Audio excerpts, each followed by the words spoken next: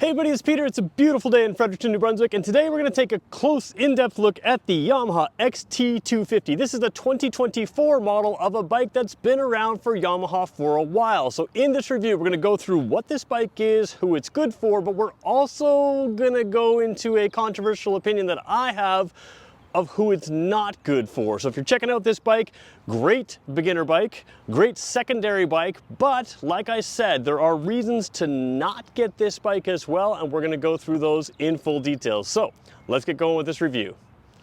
So before we go too far, I want to mention that I'm filming here at McLean Sports here in Fredericton, New Brunswick, and the reason that may matter to you if you're not in New Brunswick, obviously you are in New Brunswick, check them out, but if you're not in New Brunswick and you're just watching this online to learn about this bike or other bikes, is they give me complete access to their entire product line. So if there's anything that I hit on this bike or that I miss on this bike that you want to know in the future, let me know in the comments section, because I can come back to this bike and any other bike in the lineup and multiple lineups again and again and again, and I can make sure that I give you the information you need. So good reason to tune in. So let's get going with the review of this bike. Like I mentioned, this is a great beginner bike. It's been a beginner bike for a lot of people, and I'm going to get to a point where I think, where I'll explain to you the types of beginners who I don't think this is the best beginner bike for. And like I said, it's controversial, but we'll talk about that. So in this review, we're going to go from this bike front to back, and then we're going to talk about who should have it and who should not have it. So let's start at the front wheel, work our way to the heart of the thing. We're going to show you what it looks like on this thing. We're going to show you the dash and everything else, all in depth.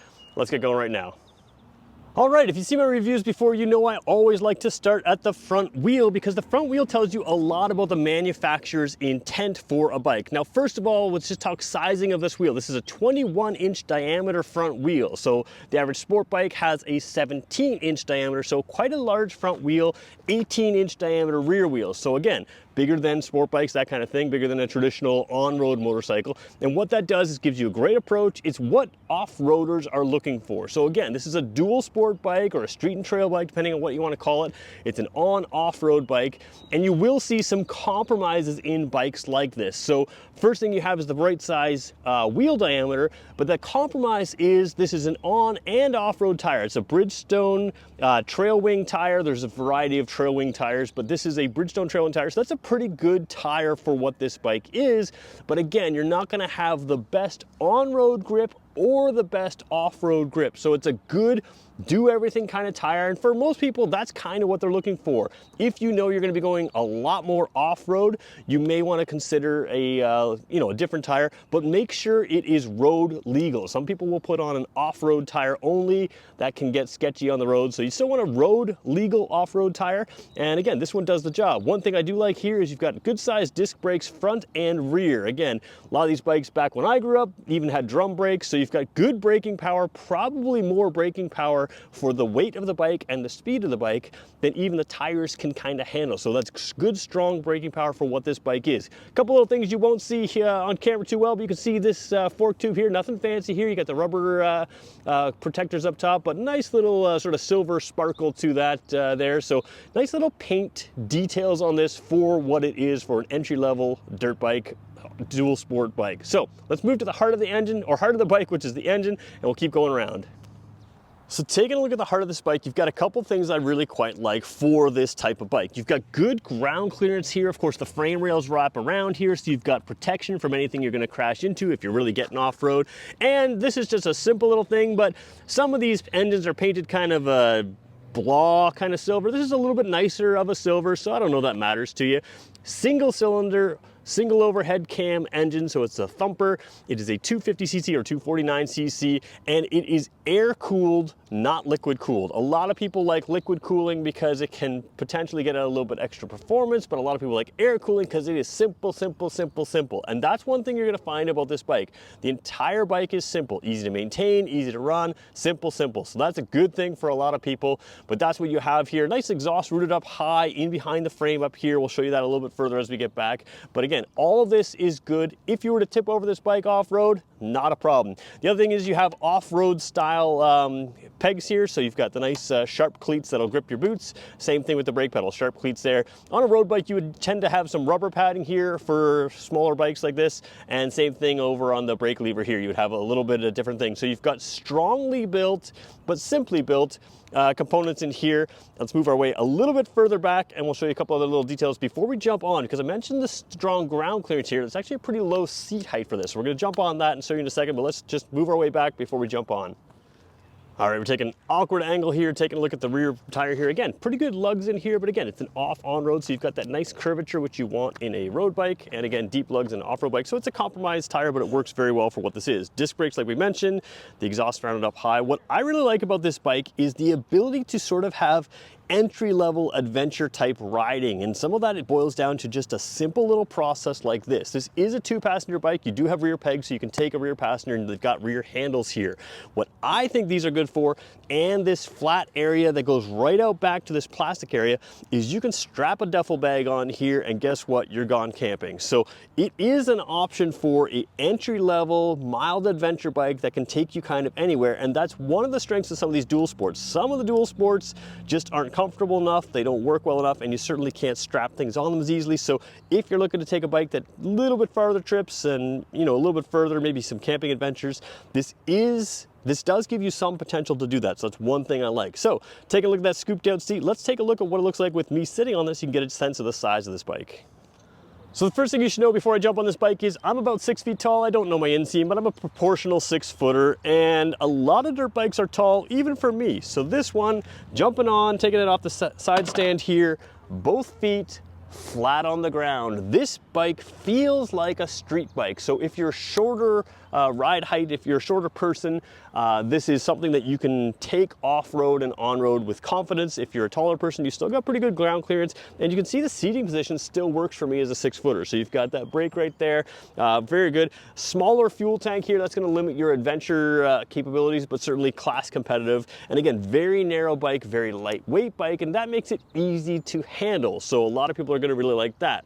So we're gonna take a look at the controls here, pretty basic stuff, but again, good entry-level stuff.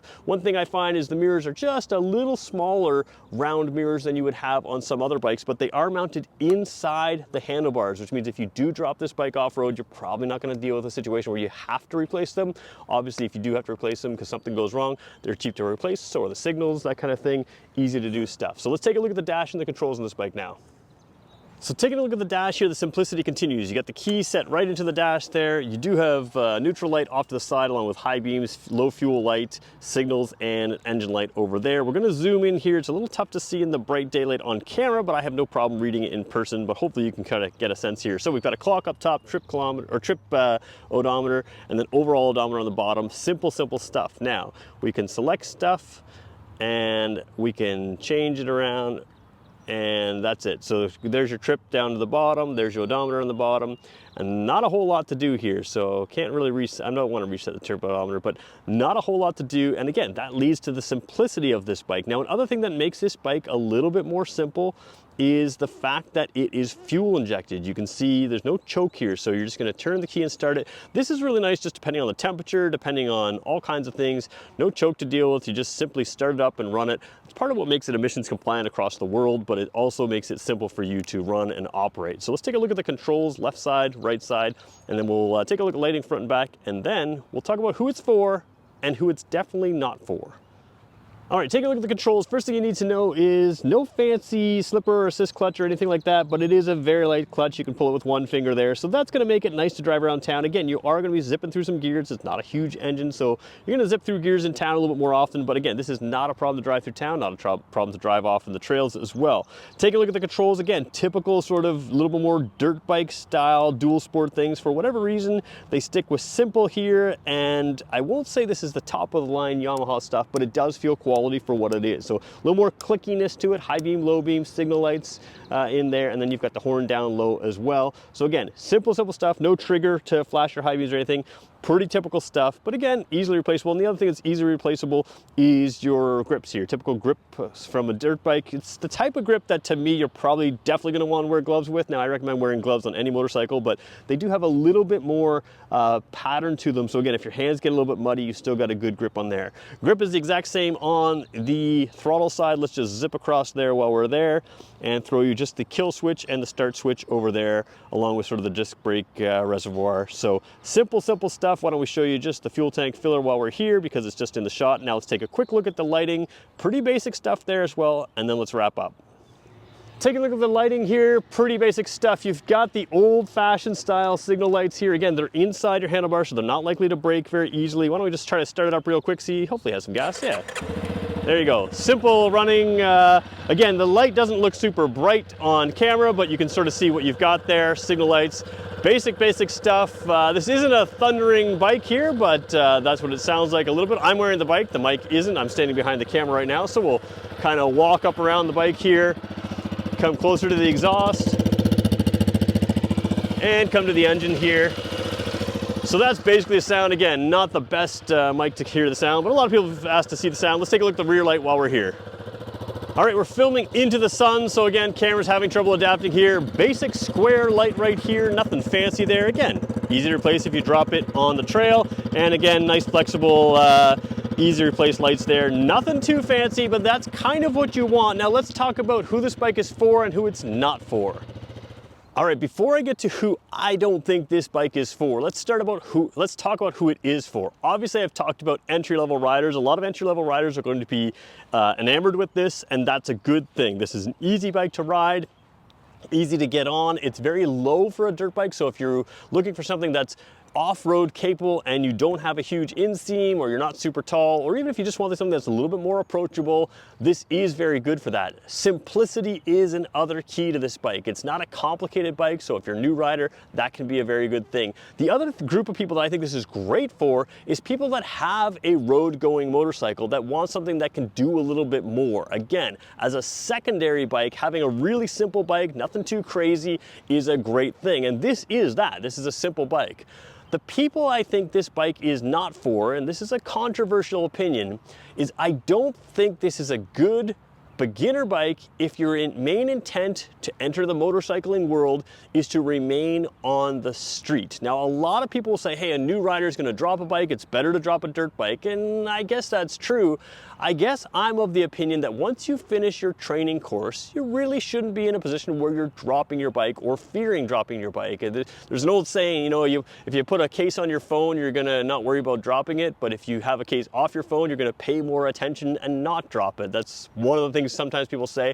And I do think that, again, once you get to a new rider stage, if you pass that course, you should be moving on the I'm unlikely to drop the bike unless something goes wrong. And for a lot of riders, that's the case. The idea that everybody drops a bike, just not the case. So for most riders who are street oriented, moving to something like the MT-03 or the R3 or something like that is going to give you that more street riding feel. Again, better road tires, better braking performance just through the brakes and tires. You're gonna have a little bit different and more powerful engine, a little different feel to that. So a lot of the things in those bikes are going to teach you how to handle the road, and I think develop your skills better on the road.